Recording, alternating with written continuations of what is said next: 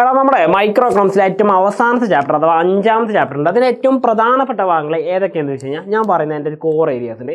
ആ കോർ ഏരിയസായിട്ട് ബന്ധപ്പെട്ട് നിങ്ങൾക്ക് ഈ വീഡിയോ തന്നെ കുറേ കാര്യങ്ങൾ പഠിക്കാൻ പറ്റും. അപ്പോൾ ഈ ഷോർട്ട് വീഡിയോ വരുന്നത് എന്താണ് സ്ക്രോൾ ചെയ്ത് വിടണം, ഇപ്പോൾ തന്നെ പഠിക്കട്ടോ. അപ്പോൾ മൈക്രോ എക്കണോമിക്സിലെ അഞ്ചാമത്തെ ചാപ്റ്റർ ക്വസ്റ്റ്യനാണ്.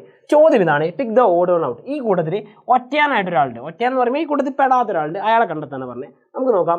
Price floor. പ്രൈസ് ഫ്ലോർ നമ്മൾ പഠിച്ചിട്ടുണ്ട്. എന്താ പ്രൈസ് ഫ്ലോർ എന്ന് പറഞ്ഞാൽ മലയാളത്തിൽ നമ്മൾ പറയും തറവില എന്നാണ് പറയാറുള്ളത്. തറവില എന്ന് പറയുന്നത് അല്ലേ. ഈ തറവില എന്ന് പറയുന്നതാണ് മിനിമം പ്രൈസ്. നിങ്ങൾ നോക്കുക, തറവില എന്ന് പറയുമ്പോൾ നമുക്ക് അറിയുന്ന കാര്യമുണ്ട്, ഇത് ആർക്ക് വേണ്ടിയിട്ടാണ് നടപ്പിലാക്കുന്നത്? കർഷകർക്ക് വേണ്ടിയിട്ടാണ്. അപ്പോൾ പ്രൈസ് ഫ്ലോർ ആർക്ക് വേണ്ടിയിട്ടാണ് നടപ്പിലാക്കുന്നത് വെച്ചാൽ കർഷകർക്ക് വേണ്ടിയിട്ടാണ്. കർഷകർക്ക് ഇവിടെ എന്തിനു വേണ്ടിയിട്ടാണ് നടപ്പിലാക്കുക? അവർക്ക് ഏറ്റവും കുറഞ്ഞത് ഇത്ര രൂപയെങ്കിലും കിട്ടണമെന്ന് പറയാം അല്ലേ. അപ്പോൾ അവിടെ മിനിമം പ്രൈസാണ് ഗവൺമെൻറ് പറയുന്നത്. ഫസ്റ്റ് ഓപ്ഷൻ തന്നിരിക്കുന്നത് കറക്റ്റാണ്, കാരണം മിനിമം പ്രൈസിനെ കുറിച്ചാണ് തറവില പറയുന്നത്. ശരിയാണ്. രണ്ടാമത് നോക്കാം, പ്രൈസ് സീലിംഗ്. പ്രൈസ് സീലിംഗ് എന്ന് പറഞ്ഞാൽ എന്താ? വില പരിധിയാണല്ലേ.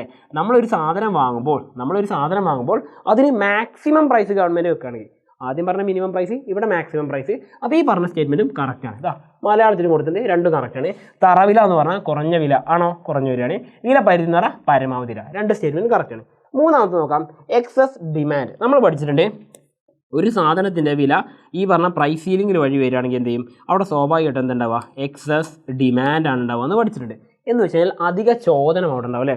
കാരണം വില കുറഞ്ഞു കഴിഞ്ഞാൽ ആൾക്കാർ ഒരുപാട് പേര് സാധനം ഡിമാൻഡ് ചെയ്യും. അപ്പോൾ അങ്ങനെ എന്ത് ചെയ്യും? എക്സസ് ഡിമാൻഡ് ആവും. അത് പ്രൈസ് സീലിങ്ങിൻ്റെ ഫീച്ചറാണ്. അപ്പോൾ ഈ കൂട്ടത്തിൽ പെടാത്താരാ? ഈ പറഞ്ഞ എക്സസ് സപ്ലൈ മാത്രമാണ്. കാരണം എക്സസ് സപ്ലൈ പ്രൈസ് സീലിങ്ങിനല്ല, അത് എന്തിൻ്റെയാണ്?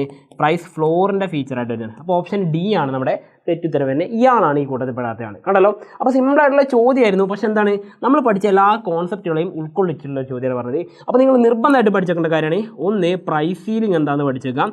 രണ്ടാമതായിട്ട് നിങ്ങൾ പഠിക്കേണ്ടായിരുന്ന ഈ പറഞ്ഞ പ്രൈസ് സീലിങ്ങിൻ്റെ കൂടെ തന്നെ പഠിക്കുക, പ്രൈസ് ഫ്ലോർ എന്താണെന്ന് പഠിച്ചേക്കാം. ഓക്കെ, വീണ്ടും കാണാം.